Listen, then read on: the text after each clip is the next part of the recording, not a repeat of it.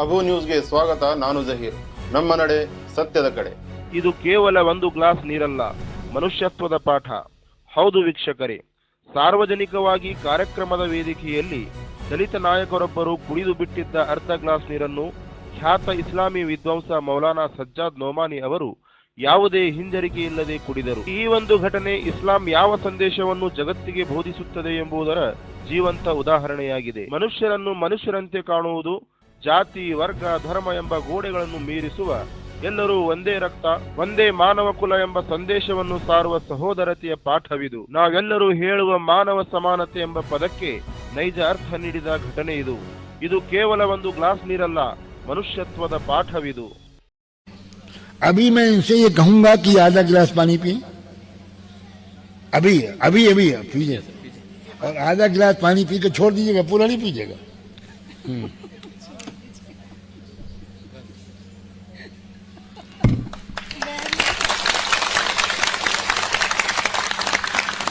यह है तरीका संविधान सुरक्षा का. जब तक हम और आप एक दूसरे के घर जाकर खाए पिएंगे नहीं, महिलाएं महिलाओं से मिलें, पुरुष पुरुषों से मिलें, नौजवान नौजवानों से मिलें और इन बंधनों को तोड़ें. आप मनुस्मृति को बुरा भला कहते हैं, लेकिन बुरा न मानिएगा, आप उस सिस्टम को अभी तक फॉलो कर रहे हैं. आप उस सिस्टम की गिरफ्त से अभी तक निकले नहीं हैं. यही उनकी जीत है.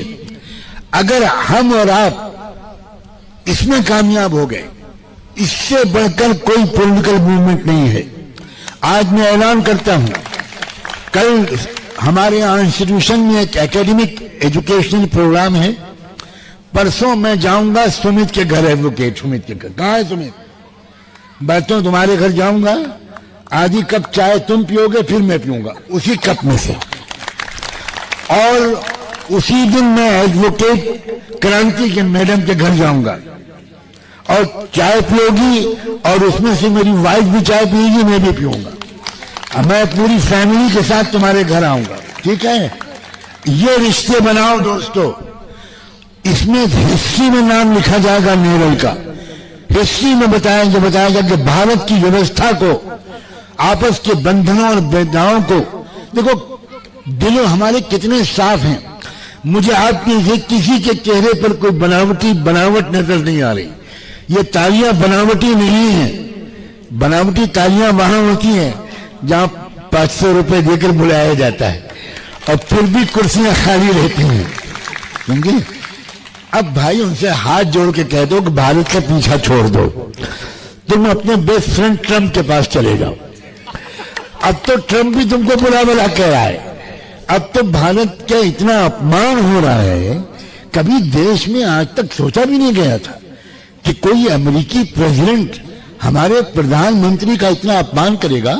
हम अपने प्रधानमंत्री की विचारधारा से सहमत नहीं है, ये अलग बात है, लेकिन प्रधानमंत्री के पद का सम्मान करना हम अपना फर्ज समझते हैं.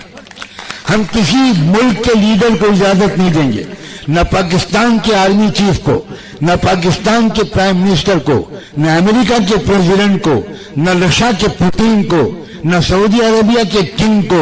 हम किसी को इजाजत नहीं देंगे कि भारत के चुने हुए प्रधानमंत्री की शान में कोई गुस्ताखी करे. विचारधारा से असहमत होना अलग बात है, लेकिन पद का सम्मान ये संवैधानिक पद है. अगर आपने प्रधानमंत्री के सम्मान को बर्दाश्त कर लिया, इसका मतलब यह है कि आप संविधान के अपमान को बर्दाश्त कर रहे हैं. हमें विचारधारा से असहमत हैं हम, लेकिन बिल्कुल अलग बात है. बिल्कुल विचारधारा से असहमत होना हमारा लोकतांत्रिक अधिकार ही नहीं, कर्तव्य है. अगर हम किसी विचारधारा को देश के लिए नुकसानदेह समझते हैं, तो देश प्रेम का ये तकाजा है कि हम खुलकर उसके खिलाफ बात करें. और मैं सच कहता हूं, भारत में जो आजादी थी, काश कि मैं थी न बोलता, मैं है बोलता, लेकिन मैं है नहीं बोल सकता. भारत में बोलने की आजादी इतनी थी कि सऊदी अरबिया में कोई बोल नहीं सकता सरकार के खिलाफ, लेकिन यहां खुली हुई आजादी है. ये उस संविधान की बरकत है. और आज का दिन हमने क्यों चुना है? किस्मत मुझे यूपी से निकाल कर ले आई यहां, और मैं अब नेरल का वासी हो गया। नेरल वाले एक्सेप्ट करें या न करें मैं नहीं जानता, पता नहीं आप एक्सेप्ट कर रहे नहीं कर रहे, बोलिए ना। कर लिया तो फिर आप लोग कभी मेरे पास भी आइए। हाँ, मुझे जो अपनाइयत यहां मिल रही है, जो एक परिवार का की आभास हो रहा है, और मैं महाराष्ट्र की आम पब्लिक के बारे में ये महसूस कर रहा हूं। यहां क्रांतिकारी लीडर महाराष्ट्र में ही क्यों आए, बाबा साहब अंबेडकर महाराष्ट्र में ही क्यों आए, महात्मा ज्योतिबा फुले महाराष्ट्र में ही क्यों आए। ये कोई मिट्टी है जिसमें बड़ी क्षमता है।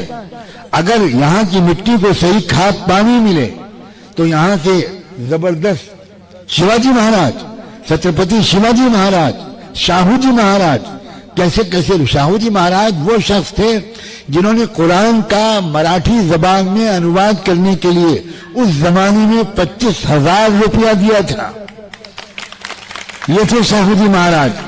महात्मा ज्योतिबा फुले ने पैगंबर मोहम्मद साहब की शान में जो कुछ कहा है, बड़े से बड़ा मुसलमान पोएट भी नहीं कह पाया। ये धरती बहुत जबरदस्त है। अगर आप लोग साथ दे दें तो ये बूढ़ा शख्स भी आपके पीछे पीछे चलने को तैयार है, बिल्कुल चलने को तैयार है।